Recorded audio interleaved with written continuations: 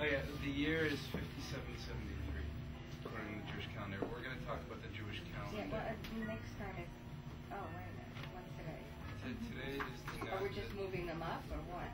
No, today's the 20th, right? Right. It was supposed to be life cycle events. Today was supposed to be life cycle.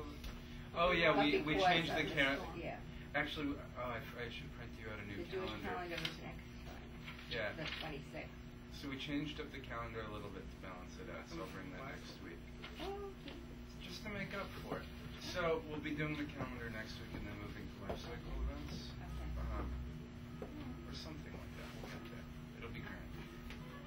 I have the. Thank you. Do I have the old one? Could you have a copy? You can make a couple copies of this. Thank you so much. Okay. Yeah, so next week we're doing the Jewish calendar, then we're doing Hanukkah, then Jews and Christmas, and then life cycle events. This one is. You got the updated one? Thank you so much. Here you go. So the first thing is, back before we had clocks, we had to know precisely when a day would start and when a day would stop. And as well in the Torah, in the book in creation, it says there was evening and then there was morning, day one. From that we learn that day starts in the evening and ends. So you have night and then you have day. So in the Jewish calendar, dates will start at sundown and end at sundown the next day. So the Sabbath in Judaism goes from sundown on Friday until sundown on Saturday. And with sacred times, because we want to make sure we don't do profane things in the sacred times, we make the days 25 hours. So we observe the Sabbath from literally sundown until an hour or so past sundown on Saturday to make sure we're not missing anything. So anyways, that's Jewish Sabbath. Christians take Sunday, and people mistakenly call it the Sabbath, but it's not actually the Sabbath. It's a different concept. It's called the Lord's Day. It's a day that was devoted, that was actually polemic to make sure that people aren't doing it on the Sabbath and secretly celebrating the Sabbath. But the idea is that when Jesus came, he said, you no longer have to follow the laws of the Torah. You're no longer obligated to that. So celebrating the Sabbath would be one of those things you're no longer obligated to do, but there are certain other Christian obligations. So the Lord's Day, which is celebrated on Sunday, and some people will call it the Sabbath, is not the same Sabbath that the Jewish people refer to. And so you get a group like Seventh-day Adventists, they're going back to the Sabbath in a sense. They're taking back some of that Jewish law upon themselves. So that's when the Sabbath is. Are there any questions on that? Yeah, I have one. Where'd it go? And I'll tell you if we'll answer that in a bit. When did Christ leave out? He didn't leave out the Ten Commandments. Did he? I mean, he was talking more about. To be honest, I'm not 100% sure. He restates the Ten Commandments, but doesn't call them By that name. right. Yeah. There are parts of the gospel where he talks about. It's just a restating. And I think the ones that Jesus takes is they're teachings of love, like make sure you love your neighbor and be kind to your neighbor, which in those teachings would include thou shalt not kill or thou shalt not steal. So I think the Ten Commandments then, in the form that they appear, they count as a mitzvot, the legal system, the commandments that no longer need to be followed, but then there's a new set of teachings.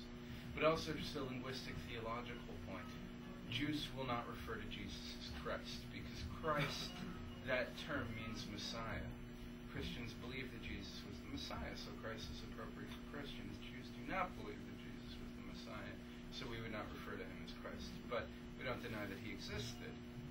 So Jesus is, the name Christ is kind of a theological title that comes upon it. So, He pointed that out to me once. If you had lived in the time of Jesus, you wouldn't have gone up with the hi, I'm Jesus. Right. You would have said hi, I'm Jesus, son of Joseph of Nazareth, or Yeah, something right. like that. well, you know the joke that Robin Williams makes where Mary comes to Joseph and says, Joseph, I know we haven't slept together, but I'm pregnant. Jesus! Hey, don't worry, it's God. It's God. It's Christ Almighty. That's his name! Robin Williams is a funny guy. started, but that's some humor for you, whoever's watching in the land. But we are talking about the Sabbath today, Rabbi Weisberg. So, if you'll take this handout, let's get to Shabbat proper. I'm going to keep one for myself. And then Harris, you can put them down.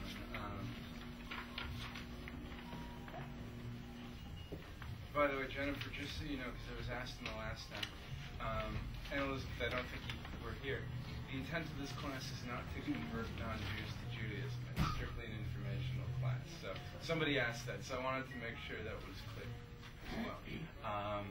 Okay, so this is where the idea for the Sabbath comes from. This is the most actual ideas behind it that we're going to get into because we're practical. Does anybody want to read from creation, from the book of Genesis? Fantastic. God had finished on the seventh day his work that he had made, and then he ceased on the seventh day from all his work that he had made. God gave the seventh day his blessing, and he hallowed it, for on it he ceased from all his work that by creating God had made.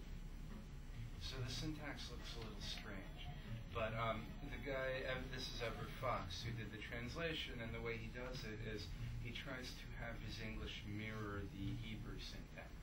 So while the phrasing looks a little odd, that's how it's phrased in the Hebrew grammar with the poetic nature of it as well.